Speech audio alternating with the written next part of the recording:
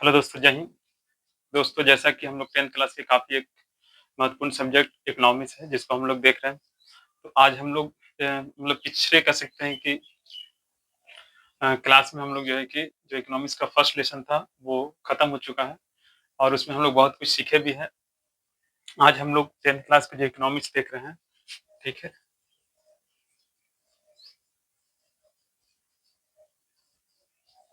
तो उसका हम लोग जो है कि सेकंड कह सकते हैं कि जो लेसन दूसरा हम लोग स्टार्ट करेंगे और ये काफ़ी कह सकते हैं कि महत्वपूर्ण चैप्टर है। यहाँ से हमें बहुत कुछ सीखने के लिए मिलता है और चैप्टर का नाम है राज एवं राष्ट्रीय आय। राज्य एवं राष्ट्रीय आय। तो इसमें हम लोग देखेंगे कि किसी भी जो राज्य है, यानी कोई भी राज्य है, तो उसका आय कैसे-कैसे बनता है, उसकी आय का गणना कैसे किया जाता है। प्लस कह सकते हैं कि कोई राष्ट्र है तो उसका राष्ट्रीय आय कैसे बनता है या राष्ट्रीय आय क्या होता है, ये सारी चीज़ को हम लोग जानने का प्रयास करेंगे। इसमें सबसे पहले हम लोग छोटा-छोटा थोड़ा जो चीज़ है उसको समझने का प्रयास करेंगे। राज्य का मतलब क्या है? तो जैसे हमारा देश भारत है और भारत जो है वो कई छोटे-छोटे राज्यों में क्या बँटा हुआ है। तो उसी में हम लोग ध्यान रखेंगे कि यहाँ पर जैसे बिहार क्या है? एक राज्य है और इसकी कह सकते हैं कि आय के बारे में हम लोग जानेंगे, तो उसको कहा जाएगा राज्य की आय, ठीक है? राष्ट्रीय का मतलब क्या होता है? देश, ठीक है? देश कहें तो जैसे भारत, ठीक है? तो हम अपना कह सकते हैं कि देश के बारे में जो आय की जानकारी लेंगे, तो उसको कहा जाएगा राष्ट्रीय आय। क्या कहा जाएगा? राष्ट्रीय आय, ठीक है? ये ध्यान रखेंगे। आय बेसिकली होता क्या है? तो आय का मतलब किसी भी कह सकते हैं कि जिसे अगर देखा जाए तो आय का मतलब व्यक्ति का भी आय होता है, क्षेत्र का भी आय होता है, घर का भी आय होता है, देश का भी आय होता है।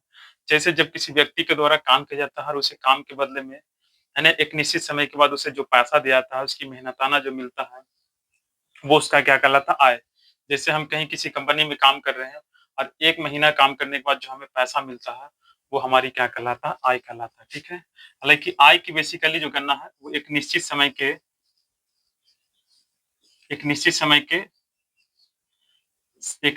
के जो आधार है या अंतराल है, उस पर किया जाता है और आय की गणना करने का जो बेसिकली जो टाइम है, वो है 1 वर्ष। ऐसे भी देखिए हम लोग जो आय प्रमाण पत्र बनाते हैं, तो वो आय प्रमाण पत्र जो है, वो कितने वर्ष के यानी कितने टाइम की आय का कह सकते हैं कि प्रमाण होता है, तो वो होता है 1 वर्ष। तो किसी का भी कह सकते हैं कि आय की जो गणना होती है, वो कितने वर्ष पर होता है? 1 वर्ष में। तो ये भी ध्यान रखेंगे। तो चाहे वो राज्य की आय हो या कह सकते हैं कि राष्ट्र की आय हो, उसकी गणना का समय कितना है? 1 वर्ष और इसी 1 वर्ष को लेखा वर्ष भी कहा जाता है। ठीक है? तो ये बात हम लोग ध्यान रखेंगे। तो बेसिकली हम इस चैप्टर में देखेंगे कि राजकीय आय क्या होता है, राष्ट्रीय आय क्या होता है और इसकी गणना का टाइम क्या होता है। तो हम लोग देखें कि किसी भी राज्य के जो कुल आय होगा, उसे राजकीय आय कहा जाएगा। किसी भी देश की कुल आय होगा, तो उसे राष्ट्रीय आय कहा जाएगा और इसकी गणना कितने समय अंतराल में किया जाता है, तो 1 वर्ष पर इसकी कह सकते हैं कि गणना किया जाता है। किसी भी राज्य में 1 वर्ष में जो कुल उत्पादन और वस्तु और सेवाओं के जो मौद्रिक मूल्य होगा, वो उस राज्य का राजकीय आय कहलाएगा। उसी तरीक़ा से राष्ट्रीय आय में क्या होगा, तो किसी भी देश में 1 साल में जितना वस्तु हो या कह सकते हैं कि सेवाएँ हो या विदेश से आने वाले जो इनकम हो, तो वो सब मिलाकर क्या कहलाएगा? राष्ट्रीय आय, ठीक है? प्लस किसी व्यक्ति की आय की बात किया जाए, तो कोई भी व्यक्ति 1 साल में जितना वो कमाएगा, वो उसका क्या कहलाता है? आय। ऐसे तो आय की गणना हम लोग मंथली वाइज़ भी करते हैं कि 1 महीना में हम 10,000 रुपए कमा रहे हैं, तो 1 साल में कितना कमाए? तो 1,20,000। तो हमारा जो कह सकते हैं कि जो आय होता है वो 1 साल का आय कितना होता है? 1,20,000। तो बेसिकली आय की जो गणना होता है वो 1 वर्ष पर किया जाता है। तो ये सारा बात हम लोग यहाँ से जाने, ठीक है? अब देखिए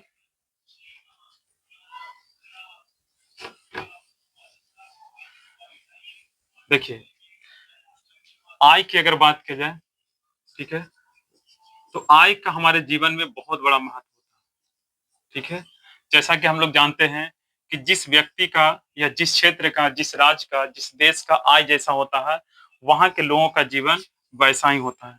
मतलब देखा जाए तो आय जो होता है, वो हमारे जीवन को बहुत ज़्यादा क्या करता है? प्रभावित करता है। आय के आधार से ही हम लोग पहले देखें कि जो आर्थिक विकास हम लोग देखे थे, ठीक है? तो आर्थिक विकास क्या था? तो बेसिकली जो है कि आय में जो वृद्धि है, ठीक है, उसको क्या कहा गया? आर्थिक विकास। अब आय का महत्व अगर देखा जाए, तो आय के आधार पर ही हम लोग विकसित और विकासशील अर्थव्यवस्था के बारे में देखें कि जिस देश के लोगों की आय अधिक होता है, तो उसे विकसित देश कहा जाता है या उसे विकसित अर्थव्यवस्था वाला देश कहा जाता है। जिस देश के अंदर कह सकते हैं कि आय कम होता है या कह सकते हैं कि वहाँ पे उत्पादन थोड़ा कम होता है, तो उसे विकासशील अर्थव्यवस्था वाला देश कहा जाता है या उसे कह सकते हैं कि विकासशील देश कहा जाता है।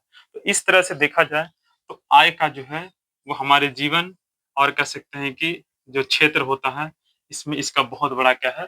महत्व होता है। ये थोड़ा समझने का प्रयास करें। हालाँकि क्वेश्चन की अगर बात किया जाए, तो क्वेश्चन में तो आप सिंपल लगा सकते हैं कि राज्य की आय किसे कहते हैं? तो आप सिंपल लगा सकते हैं कि किसी भी राज्य के यानी 1 वर्ष में उत्पादित कुल वस्तु और सेवाओं की जो मौद्रिक मूल्य होगा, उसे क्या कहा जाएगा? राज्य की आय। वो तो आप सिंपल लगा सकते हैं। राष्ट्रीय आय आप लगा सकते हैं कि किसी भी देश में 1 वर्ष में उत्पादित कुल वस्तु और सेवाओं के जो मौद्रिक मूल्य होता है, उसे राष्ट्रीय आय कहा जाता है। तो आप इसे आसानी से लगा सकते हैं, ठीक है? लेकिन थोड़ी हमें कुछ अलग चीज़ें हैं, जैसे आय, यानी आय का मतलब हम समझ रहे हैं कि किसी भी व्यक्ति के द्वारा जो काम किया जाता है और काम के बदले में जो उसका यानी उसकी जो सैलरी मिलता है या उसकी कह सकते हैं कि जो मेहनताना दिया जाता है, तो वो उसका क्या कहलाता है? आय। और सभी के आय जो है वो अलग-अलग होता है, ठीक है? फिर यहाँ देखें कि आय का जीवन में क्या महत्व होता है, तो आप कह सकते हैं कि आय का जीवन में, राज्य में, देश में एक बड़ा महत्व होता है। क्योंकि जिस व्यक्ति की आय अच्छी होती है, उसके जीवन अच्छा होता है, तो महत्व हो गया ना। दूसरा, जिस राज्य की आय अच्छी होती है, तो उस राज्य की अर्थव्यवस्था, वहाँ के जीवन काफ़ी अच्छा होता है, तो आय का महत्व हो गया। जिस देश में आय अधिक होता है, मतलब अच्छा होता है, तो वहाँ के लोगों का जीवन कैसा होता है? अच्छी होती है, वहाँ की अर्थव्यवस्थाएँ क्या अच्छी होती है। तो ये सारे चीज़ हम लोग यहाँ से जाने हैं, ठीक है? अब देखिए, जो देखिए बेसिकली जो है कि सबसे पहले राज्य की आय देखेंगे, उसके बाद राष्ट्रीय आय। तो राज्य की आय की अगर बात की जाए,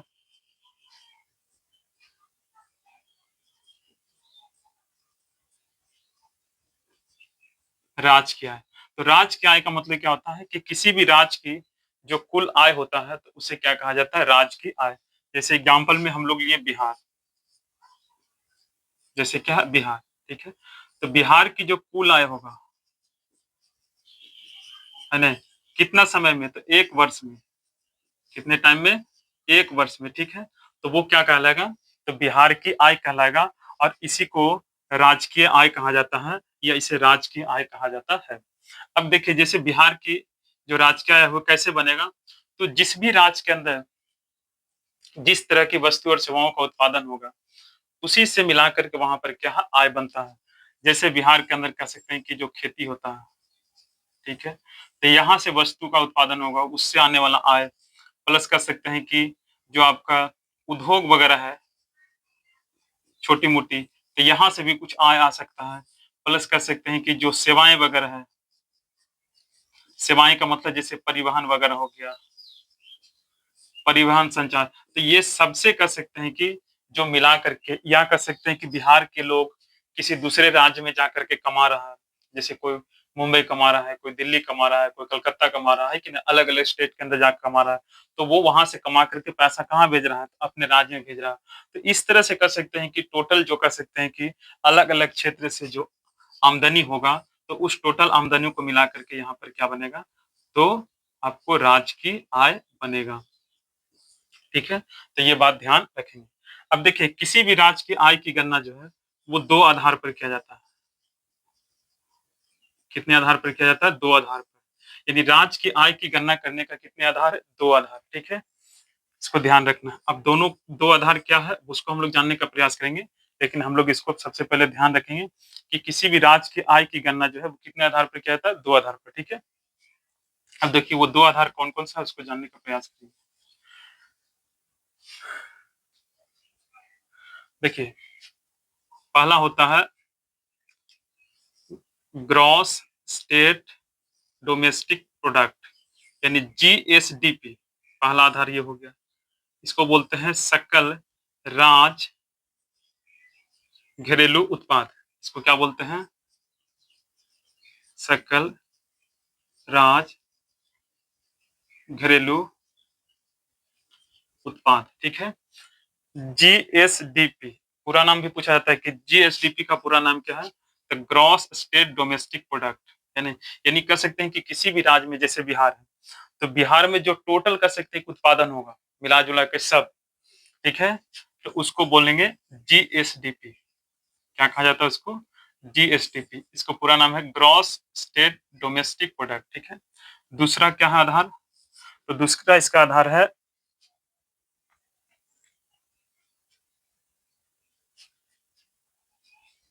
NSDP, net state domestic product.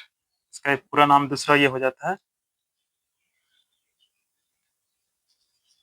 Net state domestic product, ठीक है।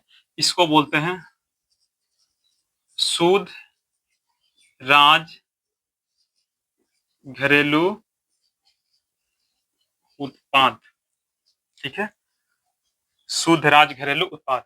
तो देखिए यहां पर हम लोग दो चीज सीखे कि किसी भी राज्य की आय की जो गणना है वो कितने आधार पर किया जाता है, तो दो आधार पर किया जाता है, ठीक है। और वो दो आधार कौन कौन है, एक जीएसडीपी और दूसरा क्या है एनएसडीपी। जीएसडीपी और एनएसडीपी क्या होता है इसको भी हम लोग जानने का प्रयास करेंगे, लेकिन इसको थोड़ा हम लोग सिंपल तरीका से याद रखेंगे कि किसी भी राज्य की आय का गणना जो है कितने आधार पर किया जाता है, दो आधार पर, ठीक है। और दोनों का क्या नाम है, तो एक है जीएसडीपी और दूसरा क्या है एनएसडीपी। अब इसका पूरा नाम भी पूछा जाता है और ये दोनों एक अलग अलग क्वेश्चन के रूप में जो है बनता है, उसको जानने का प्रयास करेंगे। देखिए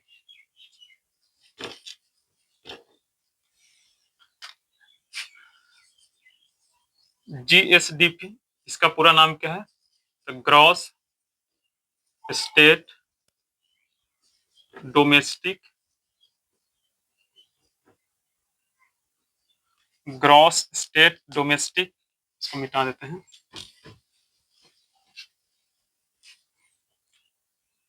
स्टेट डोमेस्टिक प्रोडक्ट, ये हो गया जीएसडीपी का पूरा नाम। इसमें क्या होता है कि राज्य के अंदर जो कुल उत्पादन होगा, ठीक है, तो उसको इसमें रखा जाता है। तो किसी भी राज्य के अंदर एक वर्ष में जो कुल उत्पादित और वस्तुओं और सेवाओं की जो मौद्रिक मूल्य होगा, ठीक है, तो वो कहलाएगा आपको जीएसडीपी। क्या कहलाएगा वो, जीएसडीपी, ठीक है, ठीक है, ये हो गया जीएसडीपी। अब दूसरा जो है वो एनएसडीपी, जिसको कहा गया नेट स्टेट डोमेस्टिक प्रोडक्ट, देखिए अब इसमें क्या हो रहा है, देखिए यहाँ था ग्रॉस का मतलब क्या होता है, सकल, सकल का मतलब क्या होता है, पूरा, कुल, ठीक है। इसमें कह सकते हैं कि स्टेट के अंदर यानी जो पूरा जो उत्पादन था, ठीक है, वो इसमें सारा शामिल है। और इसमें क्या है, नेट, नेट का मतलब क्या होता है, शुद्ध। अब शुद्ध कैसे होगा, तो कहने का मतलब है कि जो हमारे पास कुल जो कह सकते हैं कि राज्य की आय जो आता है, तब उस आय के कह सकते हैं कि सृजन करने में, उस आय को प्राप्त करने में कुछ उसमें खर्चा होता है ना, तो उस खर्चा को यहाँ पर क्या किया जाएगा, तो उसको घटा दिया जाएगा। और घटाने के बाद जो प्राप्त होगा तो उसको कहा जाएगा नेट स्टेट डोमेस्टिक प्रोडक्ट। जैसे एग्जांपल कि मान के चलिए कि हम खेती की, ठीक है, अब खेती से हमको 500 रुपया आया। अब ये 500 रुपया हमारा क्या है, तो ये कुल है, ये हमारा कुल आय है, ठीक है। लेकिन उस 500 रुपया को प्राप्त करने के लिए हम इसमें कह सकते हैं कि 200 रुपया के क्या किए, खर्चा किए, जैसे खाद बीज लगा, जोताई वगैरह लगा, है कि नहीं। तो ये 200 रुपया हमारा जो खर्चा हुआ, तो इसको अब हम इसमें से घटाएंगे तो कितना बचेगा, 300। तो ये 300 जो हमारा कहलाएगा वो शुद्ध इनकम कहलाएगा। क्या कहलाएगा, शुद्ध इनकम। तो उसी तरीका से किसी भी राज्य के अंदर वस्तु और सेवाओं को उत्पादन करने में जो खर्चा लगता है, तो उस खर्चा को घटा करके जो बचता है, शेष जो बचता है, उसको कहा जाता है शुद्ध राज घरेलू उत्पाद। तो दो क्वेश्चन यहाँ बनेगा कि सकल राज घरेलू उत्पाद क्या है और शुद्ध राज घरेलू उत्पाद क्या है। तो सकल राज्य घरेलू उत्पाद में याद रखेंगे कि किसी भी राज्य में एक वर्ष में उत्पादित कुल वस्तु और सेवाओं का जो मौद्रिक मूल्य होगा उसको कहा जाएगा सकल राज्य घरेलू उत्पाद। दूसरा, शुद्ध राज्य घरेलू उत्पाद क्या होगा?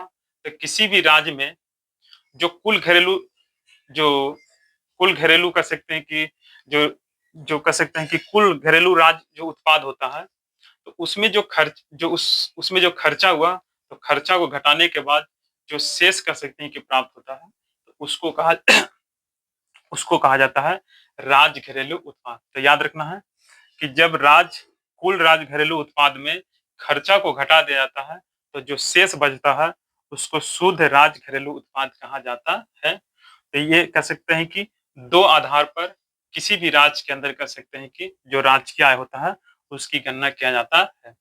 अब देखिए, जिस राज्य के अंदर राजकीय आय अच्छा होगा तो उस राज्य के लोगों का जीवन कैसा हो सकता है? अच्छा हो सकता है।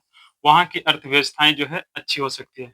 तो राजकीय आय का कह सकते हैं कि जो प्रभाव है, जो वहां के लोग होते हैं या जो राज्य होता है उसकी अर्थव्यवस्था और वहां के जो जनजीवन होता है उसके ऊपर भी प्रभाव होता है। तो आज हम लोग देखें, नेक्स्ट क्लास में हम लोग देखेंगे राष्ट्रीय आय क्या होता है, इसके बारे में जो भी जानकारी उसको हम लोग देखेंगे। आज हम लोग देखें कि राज्य की आय का मतलब क्या होता है या राजकीय आय किसे कहते हैं। तो किसी भी राज्य के जो कुल आय होता है उसे राजकीय आय कहते हैं। जैसे बिहार के जो कुल आय होगा वो बिहार की राजकीय आय कहलाएगा। ठीक है। उसके बाद कि राजकीय आय की गणना कितने आधार पर किया जाता है, तो दो आधार पर किया जाता है। एक कह सकते हैं कि कुल आय के आधार पर और दूसरा शुद्ध आय के आधार पर। ठीक है। तो किसी भी राज्य में एक वर्ष में जो कुल उत्पादित वस्तु और सेवाओं का जो मौद्रिक मूल्य होगा वो कुल राजकीय आय कहलाता है, जिसे शॉर्ट में GSDP कहते हैं। ठीक है। फिर उसके बाद याद रखिएगा कि शुद्ध राज्य घरेलू उत्पाद क्या है।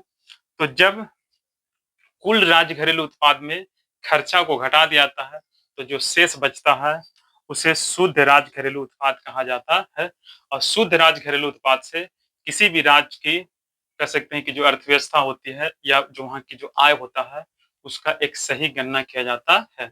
जैसे एग्जाम्पल, हम लोग कमाते हैं डेली, मान चलिए कि 400 रुपया, लेबर में गए 400 रुपया कमाए। ठीक है। अब उस 400 रुपया में हम कितना बचाएं ये सबसे ज्यादा मायने रखता है। अगर 400 कमाए उसमें 300 रुपया हम खर्चे कर दिए खाने पीने में, तो हमारा शुद्ध इनकम कितना हुआ? 100 रुपया। अब 100 रुपया में हम ज्यादा तरक्की कर लेंगे। अब कोई आदमी है कि कमाया 400 रुपया, खर्चे किया 100, बचा 300, मतलब नेट इनकम हमारे पास कितना है? 300 है कि नहीं। तो ये नेट इनकम जो है हमारे पास 300 है, तो इससे हम जो है कि आगे बढ़ सकते हैं, है कि नहीं। तो बहुत सा आदमी की देखिएगा कि कमाता बहुत ज्यादा है लेकिन फिर भी आज उसकी कह सकते हैं कि जो लाइफ है, उसकी जो घर की स्थिति है, आज ज्यों के त्यों। कुछ लोग के देखिएगा कमाएगा कम है लेकिन इसमें कह सकते हैं कि वो बचा करके चलेगा, मतलब शुद्ध इनकम जो होता है वो उसको बना करके रखेगा। समझ रहे कि नहीं? यानी खर्चा कम करेगा तो शुद्ध इनकम जो है उसको ज्यादा रहेगा। अब शुद्ध इनकम ज्यादा रहेगा तो उससे उसकी घर की स्थिति, उसका जीवन क्या होगा? बदलेगा, आगे बढ़ेगा। तो आप देखे होंगे अपने गांव समाज टोला में कि कुछ आदमी ऐसा है कि वो डेली 400-500 रुपया कमाएगा लेकिन फिर भी उसको 5 साल बाद जाकर देखिए तो उसी तरह से कह सकते हैं कि टोटल घर में, टोटल लाइफ में जो है कि वो जिंदगी जीते रहता है। कुछ आदमी को देखिए 200 कमा करके और 5 साल बाद जाके देखिए तो वो बहुत आगे निकल जाता है। क्यों? क्योंकि वो 200 कमा करके वो अपना शुद्ध इनकम जो है, नेट इनकम यानी खर्चा कम किया, बचत ज्यादा किया। और एक वो जो है कि कमाया ठीक लेकिन खर्चा बहुत ज्यादा किया और बचत कम किया, इसलिए जो है कि उसकी लाइफ क्या है, वहीं की वहीं रह गया। तो शुद्ध इनकम जो है वो काफी ज्यादा क्या है, मायने रखता है। तो ये सारा बात हम लोग क्या है ध्यान रखेंगे। फिर मिलते हैं अगले नेक्स्ट वीडियो में, क्योंकि वीडियो काफी ज्यादा लंबा हो जाएगा, इसलिए जो है कि हम लोग छोटे छोटे वीडियो के माध्यम से चीजों को समझने और सीखने का प्रयास करेंगे। और ये वीडियो आपको कैसा लगा, क्योंकि हम सीखने में आपको मदद करेंगे और सिंपल तरीका से आप सीखें, इसमें रटने रटाने की जरूरत नहीं है। यहाँ पर अभी बताए ना, आय का मतलब किसी की भी जो आमदनी होता है उसे क्या कहते हैं? आय। आय की गणना हम लोग मंथली वाइज भी करते हैं, हालांकि आय के नियमता जो है गणना है वो ईयरली किया जाता है, जिसमें आप देखे होंगे कि हम लोग आय प्रमाण पत्र बनवाते हैं कि नहीं। आय प्रमाण पत्र क्या एक महीना के की आय होता है? नहीं, वो 1 साल का आय होता है। तो आय की गणना कितने समय पर होता है? तो 1 वर्ष पर। ठीक है। तो ये सारी चीज हम लोग ध्यान रखेंगे। क्लियर है? फिर मिलते हैं अगले नेक्स्ट वीडियो में, तब तक के लिए जय हिंद।